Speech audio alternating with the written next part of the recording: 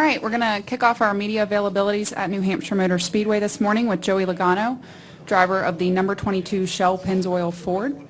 Joey, you visited Victory Lane here in the fall, completing a Team Penske sweep last season. Tell us about coming back to the track and the momentum your team is building after a runner-up showing at Kentucky last weekend.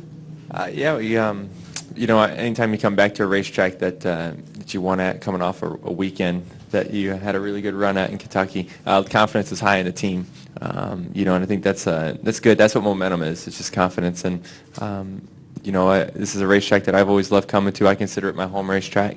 And to be able to have really two good runs here last year, running second before we got crashed, and then we come back and win the fall race. So it's a special place for me, considering I started my first Cup race here and watching my first Cup race when I was 7 here. It's just a special place to come to, and I've always enjoyed it. It's a tricky place. It took me a long time to kind of understand what it takes to go fast, but lately, last 4 or 5 times we've been here, we've had some fast cars, so ready to go. Can't wait to get on the track. All right, we'll go ahead and open it up to questions. Please state your name and affiliation. We'll start here with Bob. Bob Pockris, ESPN. You go to Indianapolis next week. I think it's be your first time with Penske that you're going there after Penske has won the Indy 500, and I'm curious if don't screw this up, huh? I mean, did you get any sort of feel in the last couple of months what winning at Indianapolis means to Roger, maybe more than what you knew before this past May? It means a lot, and really the Brickyard's the only race he hasn't won, and that's he really wants it, believe me. And we talk about it a lot at Team Penske, how bad Roger wants it and what we got to do to try to win that race. Obviously, there's a lot of unknowns going into that race with the rules package coming up for that. So something I haven't driven it yet, or what it's going to be like around other cars. So all we can do is prepare the best way we know how, and really expect the unexpected. Be ready for change, be ready for anything. Just like we were last week. Last week in Kentucky, there's a lot of unknowns, and it ended up putting on a great race, I thought. And when we had a very fast car, both our Team Penske cars were fast. So anytime there's a rule change, it presents a huge opportunity to take advantage of developing something quicker than the rest of the teams out there. Eventually, everyone catches up, and we all run at similar speeds. But when there's a rule change early like that, it's a heck of an opportunity to try to make something happen. All right, we'll go to Lewis. Yeah, Lewis Franco, Reuters. You didn't get to practice much the new package at Kentucky because of the rain. Now they've scheduled 5 hours of practice. Would you rather have too little practice or too much practice? Really, in Kentucky, we unloaded pretty good and pretty fast. I would say the car wasn't driving great, but we were pretty fast compared to field. And anytime you're faster compared to field, you don't want to practice anymore, because everyone's just going to keep catching up. Not that we won't get our car better. We will get ours better as well, but it's harder to get the last tenth, and it's hard, than it is to find the first 3 tenths. It's easier to get that. But so we were fine with no practice, but I think when we get to Indy, I'm sure we'll all want the practice and understand what we got. We'll get behind other cars and see what happens and kind of get a feel for it before the race starts. Additional questions? Dan Gelston, Associated Press. Joey, you going to have a Sharknado watch party on Wednesday? It comes out Wednesday? Yeah. It's good to know. Yeah, of course. Where are we watching it? Where are we going? I got one big line in that movie, man. You're gonna be impressed. No, I can't break it to you. I mean, you just have to watch for it. Yeah. I'm going to Hollywood. We'll go back to Bob. Bob Pockris, ESPN. Is there a lot of questions among drivers on what kind of aero packages we're going to have in the chase, or do you just try not to worry about where NASCAR is kind of going from here with all these aero changes? No, obviously it's a point of concern because we want to know as soon as we can. But as hard as it is to be patient, we have to be patient. We need to kind of take our time, understand what makes great racing. We're trying things right now. We're obviously trying 2 complete different packages at different types of racetracks and trying to make the best races at these racetracks and what that takes. obviously, we talked about Kentucky, and we didn't have the full tire that we wanted. We didn't have the full package, and it was better. I felt like the actual racing was better. So I think everyone likes that. I feel like that's a great direction. Will that be what we go in for the chase? I don't know. I think we'll have to wait and see kind of how things are developed into the next few weeks. And I know they had a Chicago test this week, and I don't really know how it went, so don't ask me questions yet. But I feel like everyone's working on that. Everyone's Goodyear's trying to find the right package and the right tire to match up with this package. Darlington, they did a lot of testing with a softer tire and a tire that had more grip, and I felt like a lot of people liked it. When they were there at the test. I wasn't there, but from what I hear, a lot of people liked it. So I think he's just trying to develop that. It's a big difference from what Goodyear's been doing. Trying to find a lot of grip and obviously have a durable tire. That's the priority one, is not have a tire that blows out. And then it's just trying to find the grip and the fall off that all of us want.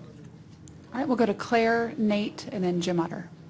Claire B. Lang, Sirius XM NASCAR Radio. Can you talk about passing at this track and how difficult it is and what makes this track so challenging, and yet why you have learned to do so well at it? It's a difficult place to pass for sure. You get underneath somebody into these corners, there's no banking holding you, and your car usually has to be pretty free to get through the center of the corner. And when you're underneath someone, you lose the side force next to you, and you're trying to drive in there hard, and you're trying to clear them, and that's where you see most of the crashes happen is entry to center of the corner when someone's underneath them. They get loose, and then they kind of turn up the racetrack, and next thing you know, they get into each other, and that's when something happens. So it's a challenging place. You can get underneath guys and turn underneath them because you can use some of the banking and stuff and try to get there, but actually finishing off the pass is a challenging place to do it. But in the fall race, we took those 4 tires late in the race when a lot of cars didn't get any tires, and we were able to pass a lot of cars. So that's cool to see that what tires are worth, and that they're worth something here, and that you can drive through the field if your car is fast enough and it works good enough, like we had in the fall race here last year. But it's tough. It's not an easy place to get around for sure. All right, Nate. Nate Ryan, NBC Sports. Joey, I know you said don't ask you questions about the Chicago test, but you are. But I am. That's like someone saying, I don't mean to bother you, but I am. The question doesn't necessarily relate to like what you learn, but like how do you determine what to work on if you don't know what the rules are going to be for the chase? I mean, do you have a sense? Like, did you guys say, hey, half current package, half low downforce, or try the high drag stuff as well? Did you try to split it up? Do you know, like, if you guys went there with that kind of agenda? Or? Yeah, I mean, it's just hard to do that right now because we don't know. I don't think anybody knows. What we're gonna have. It could be the package we've been running all year.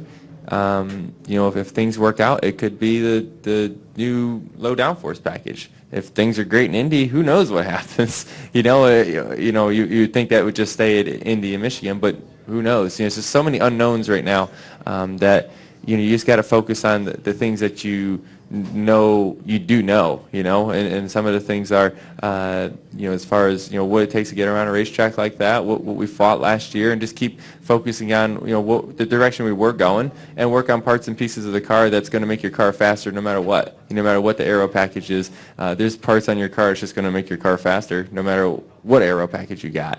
So I think those are the things you got to stay focused on leading up to that. And then when the rules change, then you got to be able to just adapt real quick and make those changes that or really develop that package as quick as you can. As long as it proves the show, do you think drivers are okay with the changes for the chase, even though it's different than the regular season? As long as the racing's better, does it seem like everybody's okay with it? I would think so. I can't speak for everyone. I feel like I'd be all right with it. As long as we did it right and we had the package developed and we had the tires that were right and we weren't rushing into anything, I think it's fine. And if we did it right now, I don't feel like it's rushing into it. I think we'd be all right. I think everyone, these teams are so good that they're able to just, a lot of times you can develop this stuff so quickly, and the simulation that a lot of these teams have these days, you think about how big of a balance changes and differences they have with these 3 different aero packages now. we unloaded in Kentucky. We weren't that bad. It's everything was completely different, and it wasn't that bad. And it's not like we were way faster in the field. There's a lot of cars that were about the same speed as us, and so that just goes to show how well everyone's developed their simulation process, and they can punch a couple aero numbers different in it and pop out still a pretty good setup, and still work on the typical things that make a race car go fast. All right, we'll go to Jim and then the gentleman up front. Jim Utter, Charlotte Observer. Last year, you and Brad also won early, which seemed to, and you credited being able to do that as kind of helping you propel through the rest of the season, and you both ended up with very good years. You both won early again this season. Can you talk a little bit about any differences you see about where you guys are this year compared to last year? I have a quick follow-up. Yeah, I feel like we're executing great. We have more top fives at this point in the season than we did last year. We have less wins though, and really we all know it's all about wins. But consistency and execution is important. So I feel like my team's very strong. We need a little bit more speed in our car. I felt like really not looking at Kentucky last week, but the races before that, we were fighting for top fives, and I feel like last year we were fighting for wins. So we just need to, find a little bit more speed. Last week in Kentucky, we had good speed. We fought for a win. We're back to where we want to be. I always joke. I said, we're back in the late model division. We're not running the street stocks anymore. This is great. So, we get, and that's what we need to have for when the chase starts. We need to have that extra speed and back to where we were to winning races to, get to Homestead and hopefully win a championship. So we got to you find a little bit more speed. I feel like my team is in a great spot. I feel like last week was a good morale booster, racing for a win like that, coming to a racetrack that we've run well at before. Last two times we've been here, Team Penske has been great here. So I think it's all good things. We're just, just got to keep pushing forward and try to find a little bit more speed. But I feel like overall our team's in great shape, and we're catching up. We're running late models again. And last week you heard a lot of drivers talking about, when talking about the package, about putting the outcome of races back more into drivers' hands. Coming from an organization that has one of the probably best engineering groups that there is, do you think that regardless of how much is done, there'll be a place, there's still going to be an element of engineering in these cars where that will be a benefit to have the kind of staff that you guys have? Oh, there always will be. You put a bunch of people on watching modified practice here. You put a bunch of engineers and start working on those things a lot. You're going to develop a modified a lot better than the next guy. That's just the nature of our sport and development and technology. But we did make the cars more challenging to drive. The cars are sliding around a lot. You've seen a lot of cars just spin out. Because it's hard to drive. Cars are sideways. So I think that's cool. It puts more of the driver element into it for sure. But, there's always going to be some kind of technology and engineering into a race car, which I think is great. That's where a sport's supposed to be as well. You want a good mix of the both. You want a good mix of a driver and team and being able to work together and engineering. You want all that to mix up to be what makes the product on the racetrack, because that's half the fun. Half the fun's talking about how to make your car better and working with your team and all that. It's not that much fun just to jump in everyone's car's the same and you just go out there and drive. You want to be able to work on it and be able to, it's not just fun for the driver, but it's fun for the teams. They want to work on make their cars better. They take a lot of pride into that. All right, we'll go ahead and finish up front. Hi, Terrell Covey, Portsmouth Herald. I was just wondering where you have a win already this year. You're pretty secure in the chase, and this is a track in the first round of the chase. Does it change your approach this weekend? Do you have to, do you get to play around a little bit and see what's going to work in the fall, or is there enough changes between now and then that you have to just kind of go straight out? No, I think we got to really understand what makes our car good and what doesn't this weekend. Not necessarily playing around, but we need to work. I know where you're going with it. Is trying different things, but I think we have a good list of stuff we want to try here in practice coming up pretty soon to try to understand what happens. But I think the big thing is after the race, you got to take the time, and just like we do every other race, but to really dissect what happened throughout the race, whether it's strategy or the way the race went, and really understand what was good and bad about your car and why it did that. So this is going to be an important race when we come back. This is a very important race when we come back. And, I always, like I said, I just love racing here and want to win anytime I come here, so no matter what. So we're going to try to win here like we do every single week. But we really have to put the time in afterwards, like we normally do, but to really dissect what happened throughout the whole race and make sure we take some good notes and understand what we got to do when we come back. All right, thanks for joining us, Joey. Thank you. See you guys.